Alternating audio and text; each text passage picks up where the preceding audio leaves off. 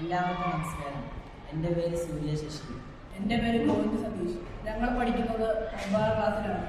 ഞങ്ങളുടെ സ്കൂളിൻ്റെ പേര് Eklavya model residential school Idukki പൈന. ഞങ്ങൾ ഇന്നിവിടെ പറയാൻ പോകുന്നത് വികസിത ഭാരത് മില്ലത്തോൺ പദ്ധതിയുടെ ഭാഗമായി സ്കൂൾ വിദ്യാർത്ഥികളിൽ നിന്നും ഇന്നോവേറ്റീവ് ആയ ആശയങ്ങളുടെ സമർപ്പിക്കുവാൻ ആവശ്യപ്പെട്ടതിൻ്റെ ഭാഗമായി ഞങ്ങൾ അവതരിപ്പിക്കുന്ന വിഷയമാണ് ഇവിടെ വിശദമാക്കുന്നത്. പൂർണ്ണമായും വനമേഖലയോട് ചേർന്ന് ജീവിക്കുന്നതും വനത്തെ ആശ്രയിച്ച് കഴിയുന്നതുമായ ആളുകൾ ഒറ്റയ്ക്കും കൂട്ടായും നേരിടുന്ന പ്രശ്നമാണ് വന്യജീവി ആക്രമണം. വനവിഭവങ്ങൾ ശേഖരിക്കാനായി വനത്തിൽ പ്രവേശിക്കുന്ന ജനങ്ങൾ ചിലപ്പോഴെങ്കിലും വന്യജീവി ആക്രമണം നേരിടുകയും അപകടത്തിലാവുകയും ചെയ്യാറുണ്ട്. അതിനൊരു ചെറിയ പരിഹാര മാർഗമാണ് ഞങ്ങളോട് അവതരിപ്പിക്കാൻ പോകുന്നത്. വനത്തിലേക്ക് പോകുന്ന ആളുകളുടെ കയ്യിൽ ധരിച്ചിരിക്കുന്ന ഒരു സ്മാർട്ട് വാച്ചും അതിൽ ഘടിപ്പിച്ചിരിക്കുന്ന സെൻസറും ആന്റിനയുമാണ് പ്രധാന സംവിധാനം.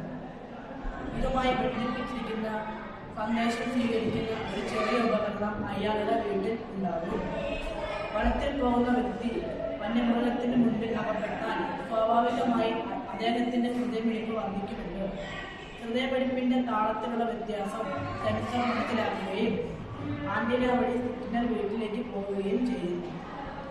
വീട്ടിലിരിക്കുന്ന ഉപകരണം ഈ സന്ദേശം സ്വീകരിച്ച് അലറാം മുഴക്കുകയും മറ്റുള്ളവർക്ക് അയാൾ അപകടത്തിലാണെന്ന് മനസ്സിലാവുകയും ചെയ്യുന്നു.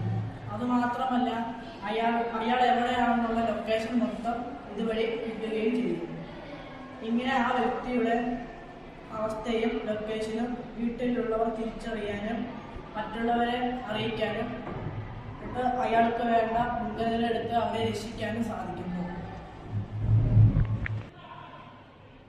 ഇതാണ് ഞങ്ങൾ ഇത്രയും നേരം പറഞ്ഞ ഒരു വിഷയത്തെ കുറിച്ച് സൂചിപ്പിക്കുന്ന ഒരു ചിത്രം.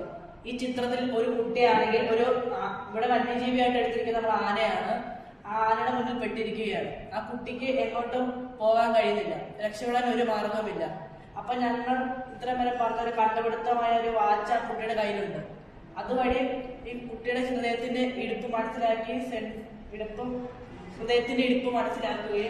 ആ സെൻസറും ആന്റിന വഴി ലൊക്കേഷൻ വീട്ടിലേക്ക് പോവുകയും അവർ ആ ഉപകരണത്തിൽ നിന്ന് അലാറം അടിക്കുമ്പോഴത്തിന് അവർക്ക് പെട്ടെന്ന് തന്നെ വന്ന് ഇവരെ രക്ഷിക്കുവാനും കഴിയുന്നു.